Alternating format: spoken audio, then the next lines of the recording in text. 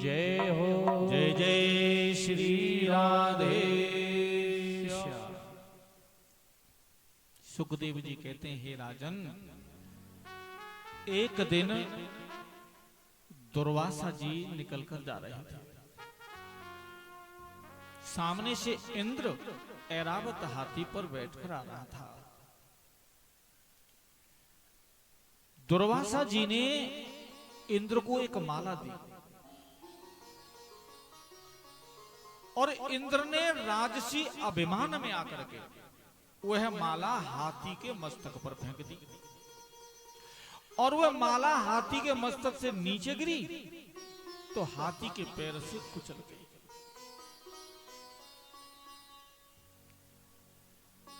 समझने के लिए बात, इंद्र को राजमद है।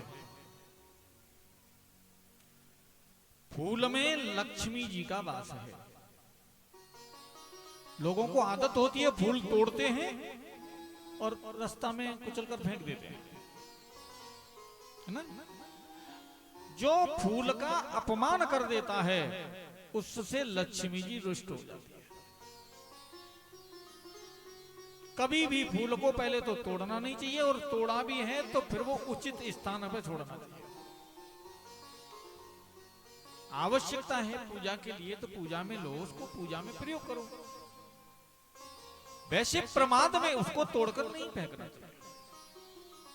दुर्वासा जी को क्रोध आ गया। पहली बात तो लक्ष्मी जी का अपमान है, दूसरी बात मैंने इसको माला दी तो इसने इसको धारण नहीं किया और राजमद में चूर होकर के इसने उस माला को नीचे गिरा दिया तो मेरा भी अपमान। एक तो ऋषि का अपमान हो गया, दूसरा लक्ष्मी जी का अपमान हो गया। दुर्वासा ने कहा, इंद्र, राजमद में चूर होने के कारण तूने दो का अपमान कर दिया, एक तो माता लक्ष्मी जी का और एक मेरा संत का। मैं तेरे को श्राप देता हूं कि तू बहुत जल्दी श्रीहीन हो जाएगा। श्री माने लक्ष्मी, और लक्ष्मी राजलक्ष्मी भी होती है, गृह लक्ष्मी भी होती है और धनलक्ष्मी भी होती है ना। तू बहुत जल्दी श्रीहीन हो जाएगा। श्राप लगने के कारण देवताओं पर दैत्यों ने आक्रमण किया और इस श्राप के कारण इंद्र राज को त्याग बैठा। असुरों का शासन हो गया, देवता भटक रहे हैं। भगवान के पास जाकर के त्रायमाम करते हुए पहुंचे, प्रभु अब हमारी रक्षा कैसे होगी। भगवान ने कहा, अब रक्षा के लिए मेरे पास तो कुछ भी नहीं रहा है। बोले, प्रभु हमारे पास जो औषधियां थी, थोड़ी समझने की कथा, देवताओं के पास औषधियां हैं।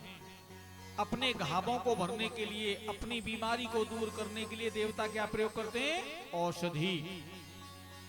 और दैत्यों के गुरु हैं शुक्राचार्य, उनके पास संजीवनी विद्या है। अगर कोई मर भी जाता है तो संजीवनी विद्या के द्वारा उसे जीवित कर देते हैं। दैत्यों ने क्या किया कि वो सारी औषधियां ले जाकर के समुद्र में फेंक दी। अब उनकी रक्षा करने का भी उपाय खत्म हो गया। तो भगवान से जाकर के निवेदन करने लगे। भगवान ने कहा, इस समय एक ही उपाय है कि तुम समुद्र मंथन करो, और अगर समुद्र मंथन करोगे तो उसमें तुम्हें दैत्यों की मदद लेनी पड़ेगी। इसलिए पहले दैत्यों से जाकर के संधि करो और संधि करके समुद्र मंथन करो। उसमें से जो अमृत निकलेगा उसे पी करके ही तुम देवताओं विजय प्राप्त कर पाओगे।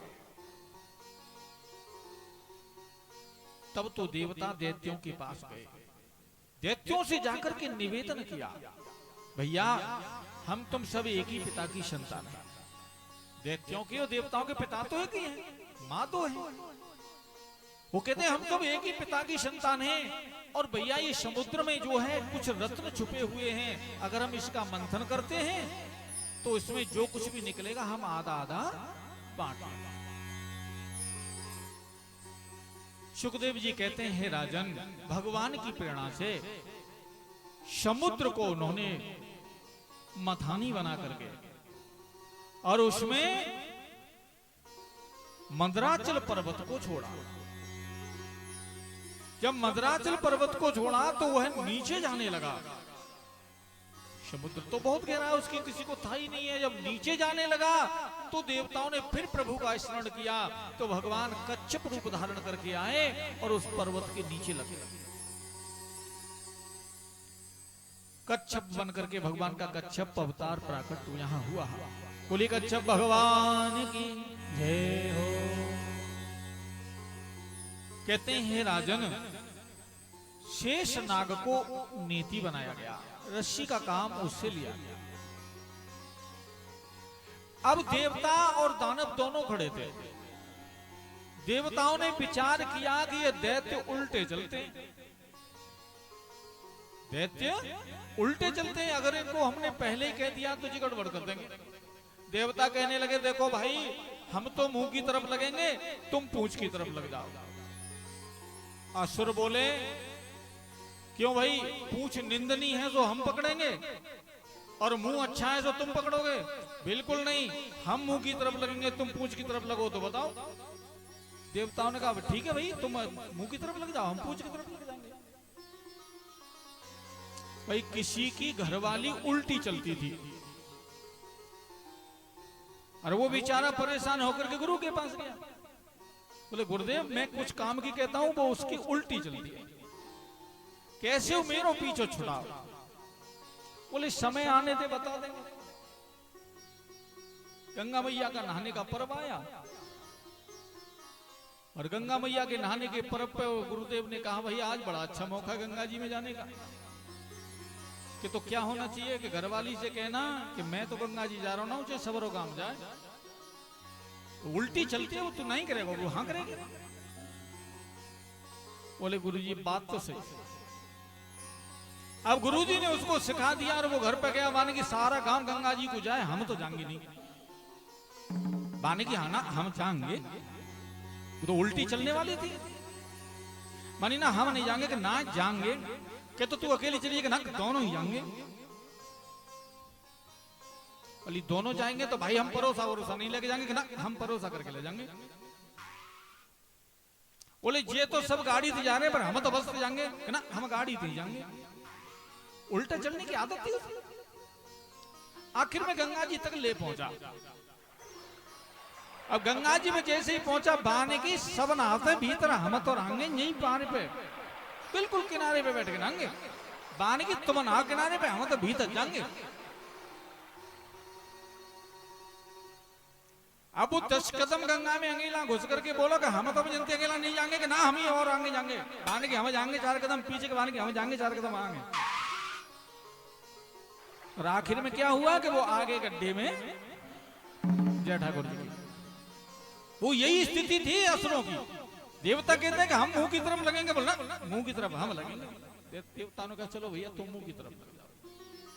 और जब मुंह की तरफ लगे और जो मंथन कार्य चालू हुआ, तो बासुकी नाग के मुखार बिंदु से विष की लपटें निकली, उससे सभी असुर कुरूप हो गए।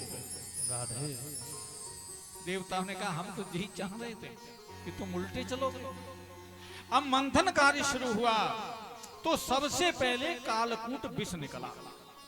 क्या निकला? विष, जिसकी लपटों से ऐसा लग रहा था कि विश्व नष्ट हो जाएगा। उसे पीने के लिए किसी में सामर्थ्य दिखाई नहीं दी। तब भगवान भोलेनाथ का स्मरण किया और भोलेनाथ आए और भोले बाबा ने आकर के विष पिया। क्या किया? विष पिया।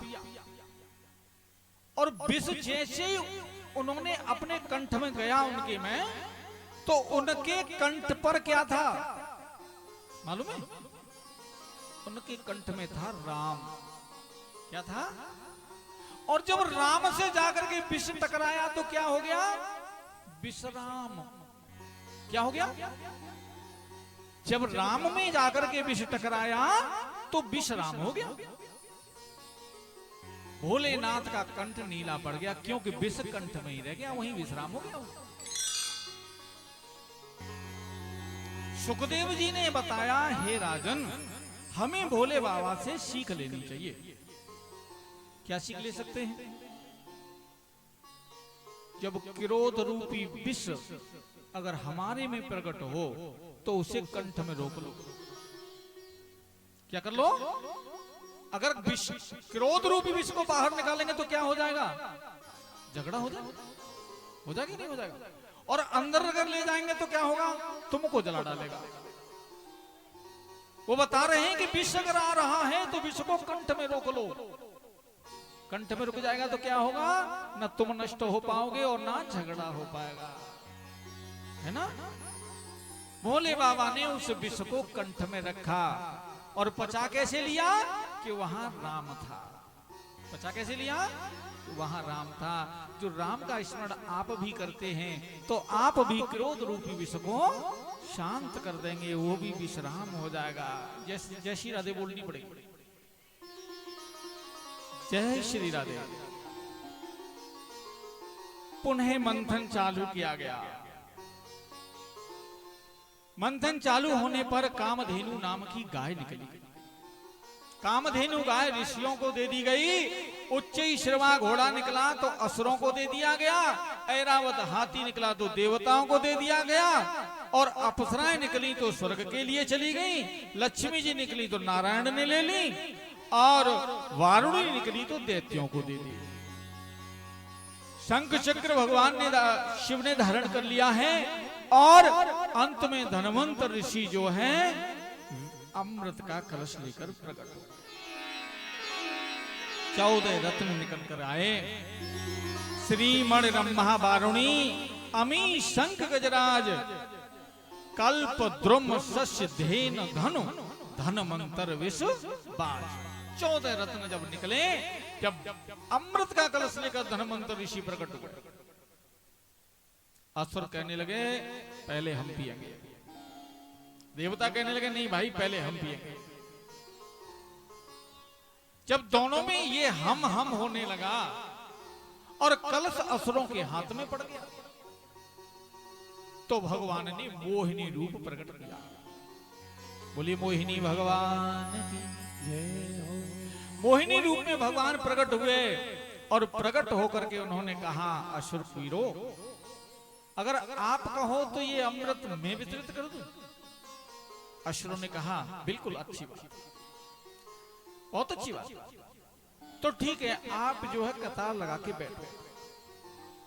अब एक कतार में असुर और एक में देवता, अलग अलग कतार लगवा दी। बीच में मोहिनी भगवान खड़े हैं। भगवान ने कहा असुरों एक बात कहें, ये ऊपर जो है हल्का हल्का सा दिखाई दे रहा है, अगर आपकी आज्ञा हो तो ये हल्का हल्का देवताओं को पिला दें। बोले हाँ ठीक है, हम नीचे से बढ़िया बढ़िया पिया। अब मोहिनी भगवान देवताओं को अमृत पिलाने लगे। ये जो अभी आपने कहानी सुनी थी ना होलिका की, इसका एक पुत्र था जिसका नाम था राहु। ये होलिका का ही पुत्र है राहु। राहु सूर्य और चंद्रमा के बीच में बैठ गया। बहुत चालाक था ये, दोनों के बीच में बैठ गया। अब जब दोनों के बीच में बैठा तो ये अमृत पी गया। जब अमृत पी गया तो चंद्रमा ने और सूर्य ने दोनों ने बताया कि प्रभु ये तो गड़बड़ हो गया, आज राहु अमृत पी गया। भगवान ने तुरंत अपने चक्र को आज्ञा दी और राहु की गर्दन। अब एक विचारनी बात है, भगवान को मालूम था कि अमृत पी लिया है तो ये मरेगा नहीं, तो फिर चक्र से क्यों काटा? वो एक था तो दो हो गए, एक राहु बन गया, एक केतु बन गया, एक के तो हो गए। लेकिन नहीं, भगवान ने विचार किया ये असुर होते हुए भी अगर अमृत पी गया है तो अब इसको असुर नहीं छोड़ेंगे। उन्होंने उसकी गर्दन काटी और गर्दन काट करके एक के दो तो हो गए, लेकिन वो न देवता छोड़ा और ना ही असुर छोड़ा। क्या कर दिया? वो ग्रह बना दिया और वो नवग्रह में सम्मिलित कर दिया। राहु केतु ग्रह बन गए, नवग्रहों में सम्मिलित कर दिया। न देवता छोड़ा और न असुर छोड़ा। बोली गोविंद भगवान की जय। जय श्री राधे श्याम। समुद्र मंथन की कथा के बाद आज की कथा को यही विराम करेंगे। घड़ी संकेत कर रही है टाइम के लिए, एक चेतावनी, और उसके बाद आरती होगी। और कल आपको सूर्यवंश की कथाएं श्रवण करने को मिलेंगी।